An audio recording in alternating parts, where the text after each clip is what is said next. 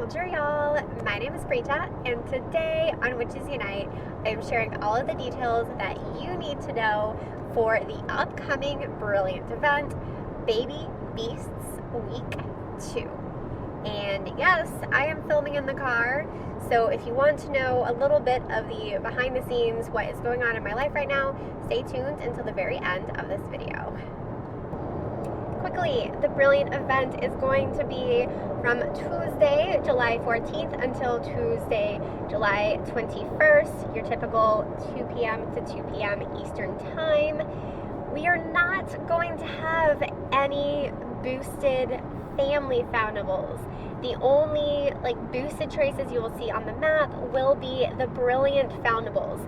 This is a departure from the last few Brilliant events and kind of a throwback to some of the earlier Brilliant events that did not have any specially boosted foundables.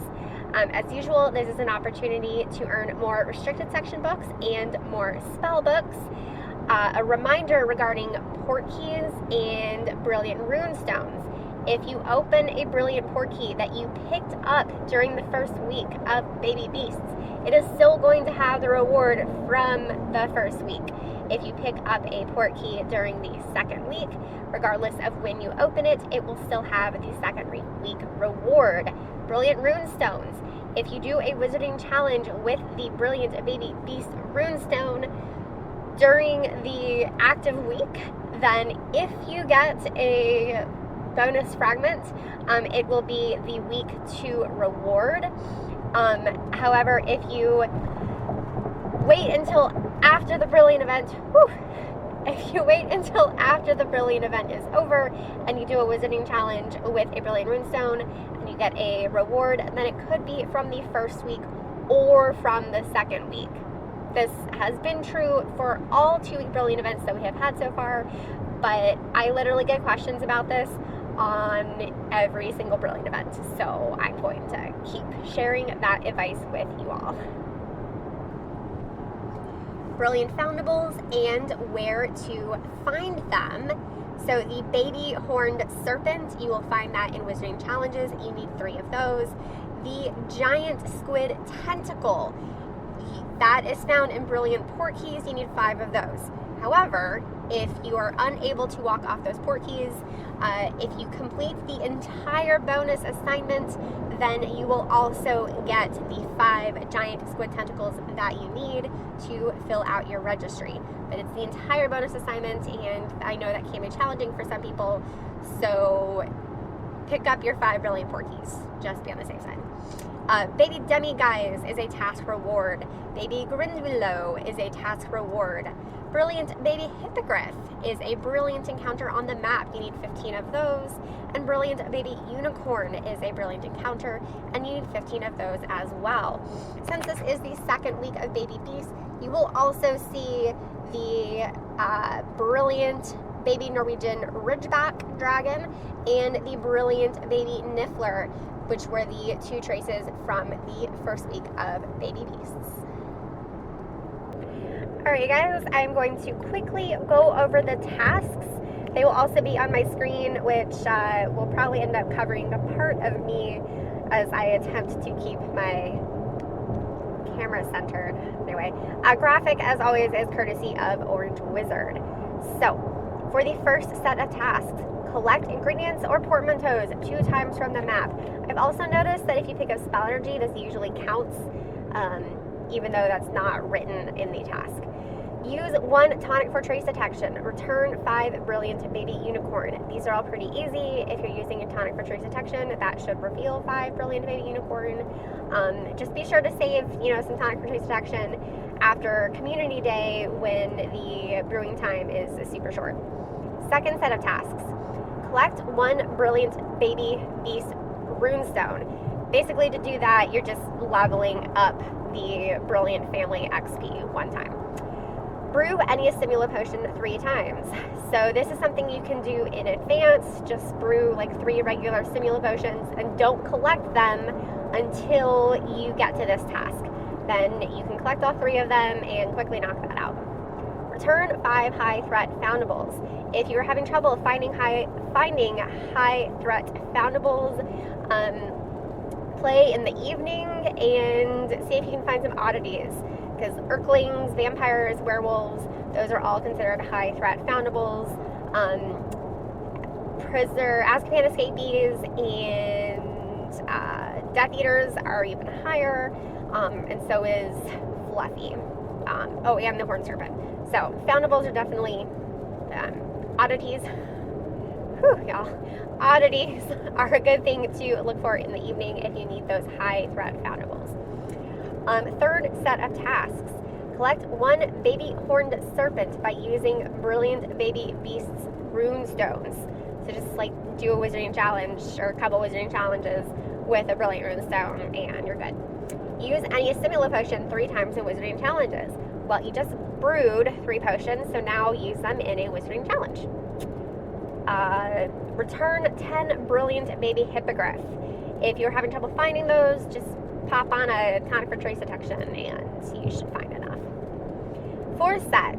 So the 4th set is pretty fun. They're all about wizarding challenges. Complete 5 wizarding challenges with 3 or more teammates. This is something you can do in the night bus. You might just need to hang out like in the forest or dark chambers to get 3 other teammates. So it'll be 4 to 5 people total in order to complete this task. Use any potion 5 times in wizarding challenges. Well, you gotta do 5 wizarding challenges, so just use a Simula potion or a healing potion in each of those 5 challenges, and you'll quickly be able to use those 5 potions. Defeat 15 foes in wizarding challenges. Again, assuming you're doing forest or dark chambers with 3 or 4 other players, then you're definitely going to be knocking out 15 foes, unless you are one of those players that we don't like who just sits there and doesn't work hard. So if you do all of that, then you'll get a bunch of rewards as mentioned above, and of course you can see all the rewards on my screen. But then we have the bonus assignment. So earn 10,000 wizarding XP from challenges. Return 45 Brilliant Baby Beasts Foundables. Defeat highest unlocked chamber 1 time. Use any potion 7 times. Defeat 20 foes in wizarding challenges. So I do know a lot of people don't like that task about having to do your highest unlocked chamber, and I get it, like I really do, especially if you are a casual player or you're a lower ranked player. Maybe you only unlocked Dark 5 for that ill-advised community day a few months ago. I get that it's hard. But the bonus assignment is supposed to be hard. That's kind of the point of the bonus assignment. It's not necessary to complete the bonus assignment in order to complete the Brilliant event.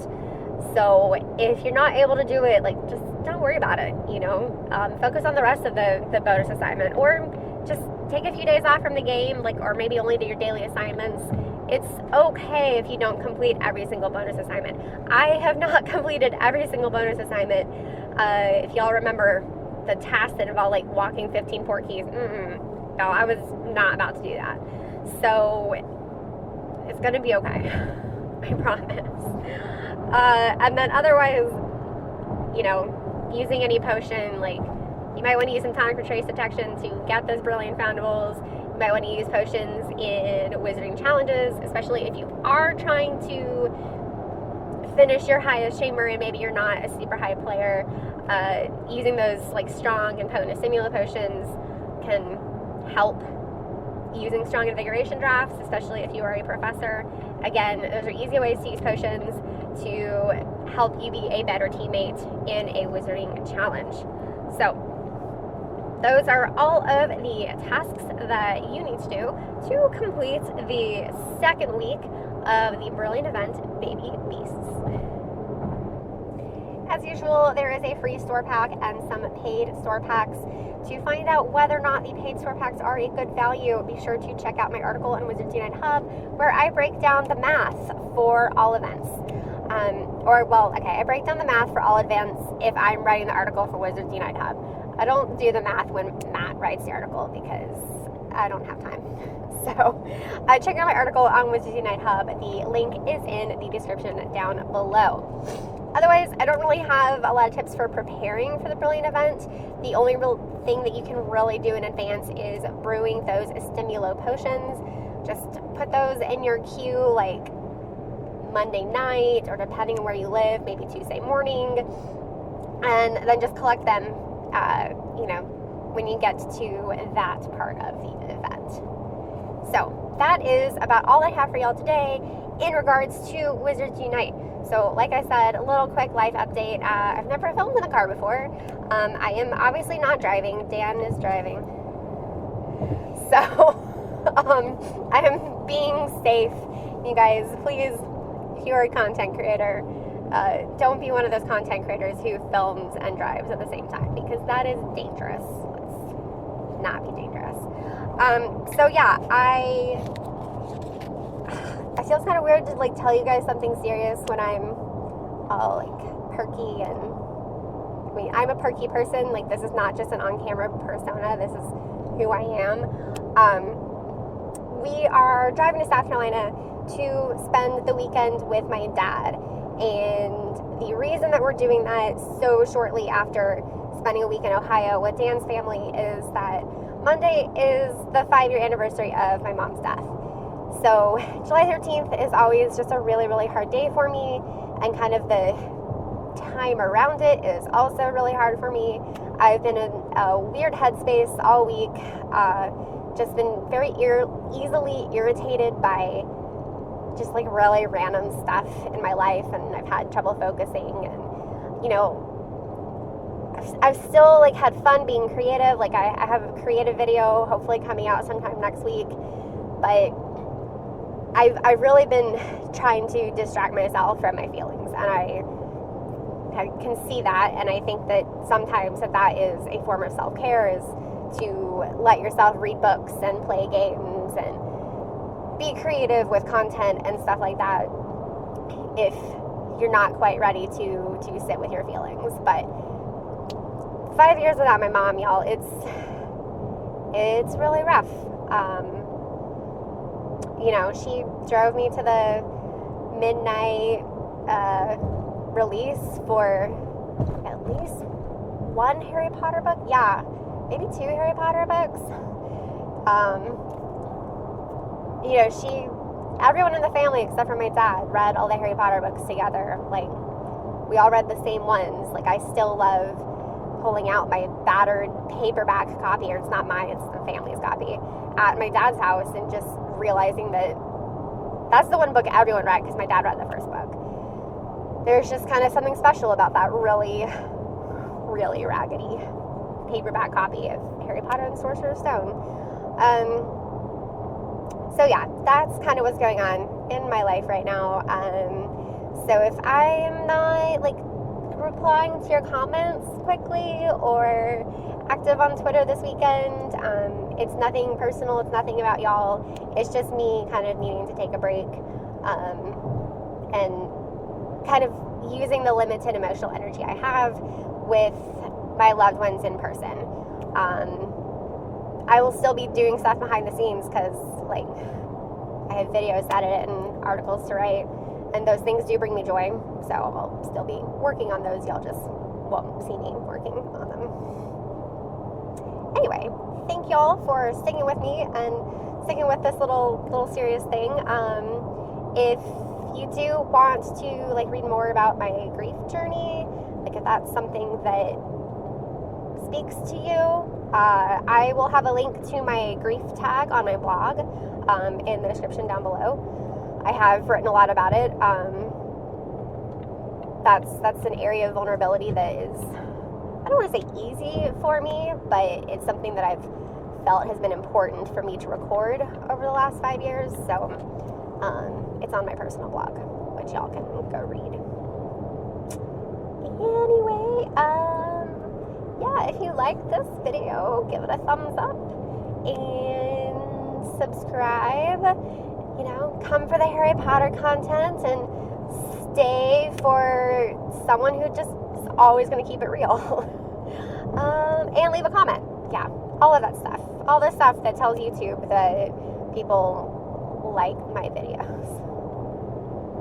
As always, thank you all so much for watching. Until next time, au revoir, witches.